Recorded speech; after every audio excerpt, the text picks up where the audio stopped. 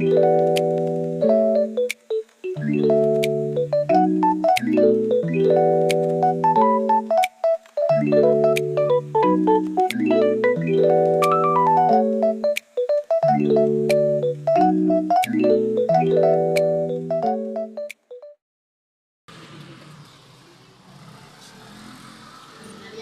amin, school. NPSU po. NPSU Bamba Campus. Mula po sa course of Public Administration. Mayroon po kami kasi ng assignment. Bahagi po ito ng subject po namin sa local and regional governance. Maaari po ba kami humingi ng kahit po na oras para sa... Sorry. Ito po ang unang katanungan. Maaari po ba kayong magpakilala at magpinang? Ako si Kagawad Milagros Digno. I'm Ruby Joy Jibutong. Current, nag-aral din ako as public administration. Barangay Secretary. Gaano po kayo katagal sa servisyo o sa inyong tungkol?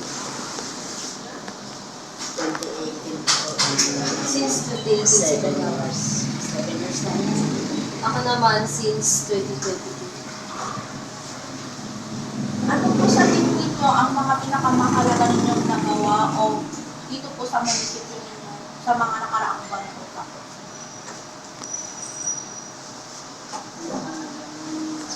Opo, ang mga pinakamahalaga niyo po nagawa ngayong mga buwan o Yung pag asikaso sa mga constitutions ng barangay.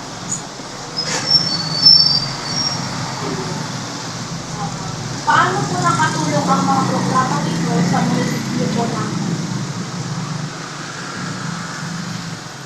First and foremost, yung sa first na question mo, Adingo, ang pinaka-sagot doon, yung mga programs and activities ng ating mga barangay. For example, for dredging of canals, and then sa infrastructures, napatay tayo na evacuation center, or improvement for evacuation center. Just like in Las Pepito, may mga evacuees tayo. One of the important kasi sa barangay natin, evacuees. Maliban doon, mga ibang programa like livelihood sa mga CSOs natin. Na ginagawa nila na as puhunan or pasimula sa kanilang CSO. Pangatlo na another activities na ginawa ng barangay is yung nagkakandak tayo ng barangay assembly twice a year. Every first quarter and last quarter of the year. Just to inform the constituents or the buong barangay, lahat ng mga financial statements ng barangay kung saan napunta yung mga pondo, kung saan nilagay yung mga pondo, kung saan nagasto yung mga pondo. So recently din po, nagpagawa tayo ng street light. Buong Caloocan yun. Second, CCTV for secure of any thief or mga aksidente na nagaganap sa area of responsibility ng barangay. One of the reason din kasi kung bakit tayo nagkakaroon ng mga programas na yan para din sa mga tao. Kasi sila ang mga one of the factors na nagko-contribute dito sa barangay.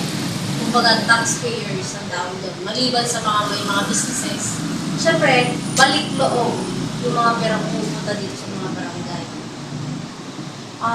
Next question ko is, ano po ang pangunahing suliranin na kinahaharap ng inyong LGU sa ngayon? Kumbaga, problem, Opo. suliranin. Opo. Sa ngayon, recently lang, yung itong Typhoon Uwan, kung paano magre-recover mga constituents natin kasi may mga damages totally and partially na mga structural sa areas dito sa Caloocan. Another thing is yung sa may flooded. One of the problem is walang masyadong magandang canal linings or yung mga daluyan ng mga tubig na galing sa mundo. One of the problem yun. And then, ang susunod na problem doon kung paano natin resolbahin yung mga tao din na nag-expect ng mga relief goods. Although, may mga binibigay din ng mga munisipyo, syempre may responsibility din yung barangay natin. Ang mahirap dun kasi, i-encounter yung mga tao hindi masyadong nakakaintindi na para sa mga nangangailangan lang ang mga relief goods. Mahirap din sa amin dito sa loob, as barangay secretary, treasurer, and barangay clerk, kami ang frontliners na unang pupuntahan, maliban sa kagawad sa kapulong barangay, sa lahat ng mga nagre-reklamo. One of the problem namin yun.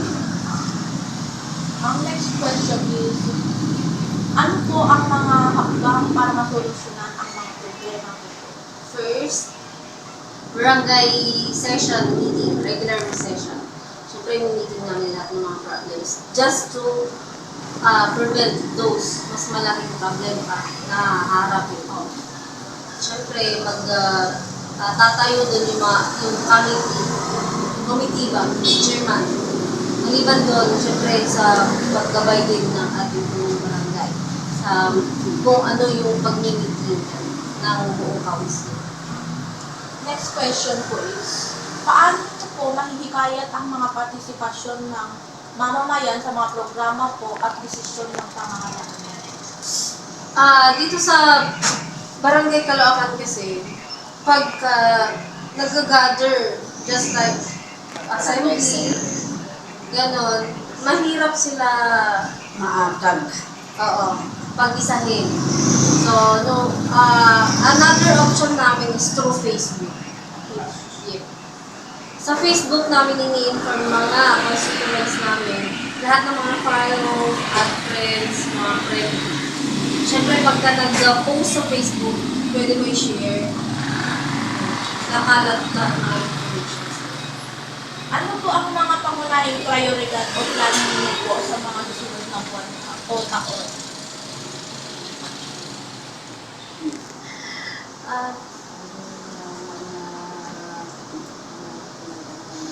For next year, programs and activities. Another budget kasi ngayon. This October, last October pala, ongoing ang budgeting ng barangay for 2026 budget. So, isang unang pinag-usapan ng ating barangay is for expansion of CCTV. Ang CCTV lang kasi natin, dito lang sa sentro. So, ang pinag-usapan din ng barangay natin is may extend siya hanggang din sa may dulo ng barangay, doon sa pinakadulo. Sa Unawa. Unawa, to San Fernando Road. Kasi ito lang sa looban yung Another thing is dun sa may court namin, court ng barangay, lalagyan siya na mas mataas para hindi loloob yung tubig na babaha kasi yan ang isang project namin. ano pa ba? For next year din, canal linings din. Tsaka yung bridge dyan sa Homestead, papapalitan. Propose pa lang yun. With the collaboration of Barangay Homestead and Caloocan. And lastly po, ano po ang nais ninyong mensahe sa inyo po mga kasabukan, lalo na po sa mga kabataan po? Kabataan. At, Siyempre magkagano, di ka magsalita ka din. Alin? ano po ang nais ninyong mensahe sa mga inyo pong nasasakupan, lalo-lalo na po sa mga kabataan? Kailangan sa mga kabataan meron din silang mga proyekto na magaganda, kagaya ng project ng kabataan. May proposed project nila ngayon. Sports na. Yes, maliban sa sports. Sports. Ano pang pinagagawa nila? For me as a barangay secretary, ang magiging message ko na lang sa mga kabataan, kumbaga, na maliban sa participation barangay. Kailangan din nila voice out kung ano yung talagang magiging maganda sa barangay. Sa kabataan kasi, kailangan din natin na ipakita din na yung sabi ni Joseph sa mga kabataan, ang Pag-asa kabataan ng ng bayan, hindi bayan. ang kabataan ang lulubog ng bayan, ang lulubog sa bayan. Kailangan natin yung patunayan na sa kabataan kasi sa panahon kasi ngayon, more on cellphones, gadgets.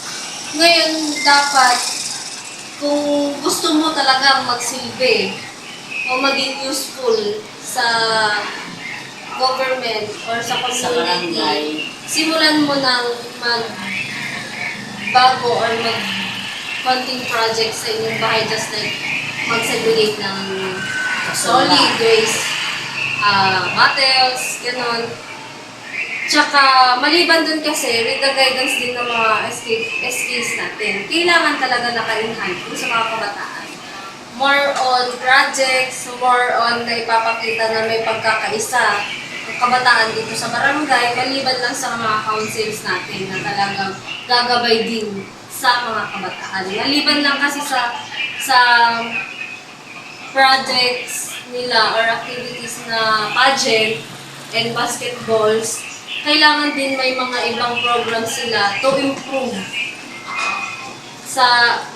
din ng knowledge ng kabataan. For example, seminars in terms of PAUSI, seminars in terms of early pregnancy, yan, sex education, yung mga ganon, para at least dito lang sa barangay, kahit na sa loob lang ng barangay, doon may mga natututong kabataan. Namulat sila sa mga ganong programa. Maraming salamat po sa pagpapaunak po ng Sino ang advisor